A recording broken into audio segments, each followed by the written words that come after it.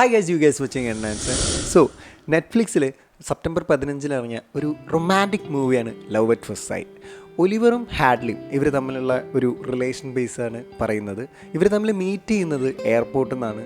എയർപോർട്ടിൽ നിന്ന് കണ്ടുമുട്ടുന്നു, പിന്നെ പ്ലെയിനിൽ നിന്ന് സംസാരിച്ച് ചെറുതായിട്ട്, പിന്നെ അത് കഴിഞ്ഞിട്ട് കണക്ഷൻ ലോസ്റ്റ് ആവുന്നു. പിന്നെ അവർ തമ്മിൽ എന്തോ ഒരു കോയിൻസിഡൻസ് എന്നൊക്കെ പറയില്ലേ, അതുപോലെ പിന്നെ മീറ്റ് ചെയ്യുന്നു. അത് കഴിഞ്ഞിട്ട് ചെറുതായിട്ടൊരു ഗ്യാപ്പ് വന്നിട്ട് രണ്ടാമത് മീറ്റ് ചെയ്ത് ദി എൻഡ് എന്ന് മൂവി പറയുന്നതിന് പകരം ദി ബിഗിനിങ് എന്ന് പറഞ്ഞിട്ട് അവരുടെ സ്റ്റോറി അങ്ങോട്ട് തുടരുകയാണ്. പടം നിൽക്കുകയാണ്.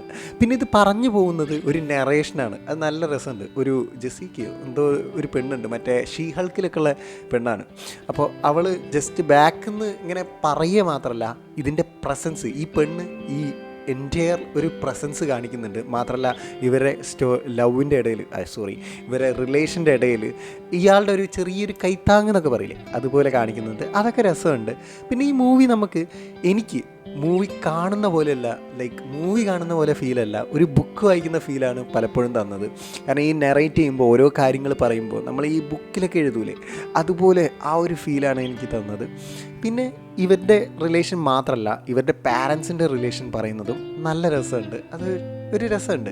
ഫസ്റ്റത്തെ ഹാഫ് അവർ എയർപോർട്ടിൽ നിന്നും പ്ലെയിനിൽ നിന്നുള്ള ആ ഒരു സിറ്റുവേഷൻ നമുക്ക് കുറേ പ്രെഡിക്റ്റ് ചെയ്യുക, നമ്മൾ കുറേ കണ്ട് വന്ന ഒരു സിറ്റുവേഷൻ ആണെങ്കിൽ പോലും അത് കഴിഞ്ഞിട്ടുള്ള കാര്യങ്ങൾ എനിക്ക് പേഴ്സണലി ഒരു രസമായിട്ട് തോന്നി. നല്ല രസമുണ്ട് കണ്ടിരിക്കാൻ.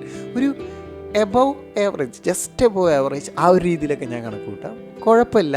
പിന്നെ ലവ് അറ്റ് ഫസ്റ്റ് സൈറ്റ് എന്ന് പറയുന്നത് നമ്മളിവിടുത്തെ പിള്ളേർ ചെയ്യുന്ന മാതിരി, എടാ ഓളെ കണ്ണ് കണ്ട, ഓളെ തട്ടം കണ്ട, എൻ്റെ സാറേ എനിക്കിഷ്ടായി അങ്ങനെ പെട്ടെന്ന് പറയുന്നൊരു സംഭവം ഒന്നല്ല.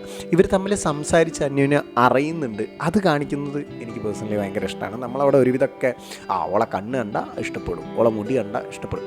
പക്ഷേ ഇവർ തമ്മിലുള്ള ആ ഒരു ഇത് കാണിക്കാറില്ല. പക്ഷേ ഇതത് കാണിക്കുന്നുണ്ട്. അതൊക്കെ എനിക്ക് രസമുണ്ട്. പിന്നെ ഇവരുടെ പാരൻസ്, അവരുടെ റിലേഷനും ഇവർ തമ്മിലുള്ള ഒരു കമ്മ്യൂണിക്കേഷൻ, അതും നല്ല രസമുണ്ട്. ഒരു നമ്മളെന്താ പറയുക, നമ്മൾ ആഗ്രഹിക്കൂലേ അങ്ങനത്തെ പാരൻസിനെയൊക്കെ വേണമെന്ന്. അങ്ങനെയല്ല, ഇവർ തമ്മിലുള്ള മക്കളും അച്ഛനും തമ്മിലുള്ള ആ ഒരു ഇതൊക്കെ നല്ല രസമുണ്ട്. പിന്നെന്താ, കണ്ടിരിക്കാം. വെറും 1.5 hour ഉള്ളൂ. അത് ജസ്റ്റ് ഒന്ന് കണ്ടിരിക്കാം. ഒരു റൊമാൻറ്റിക് ഫീലൊക്കെ തരുന്നുണ്ട്. ഒരു കുഴപ്പമില്ല, എനിക്കിഷ്ടപ്പെട്ടു.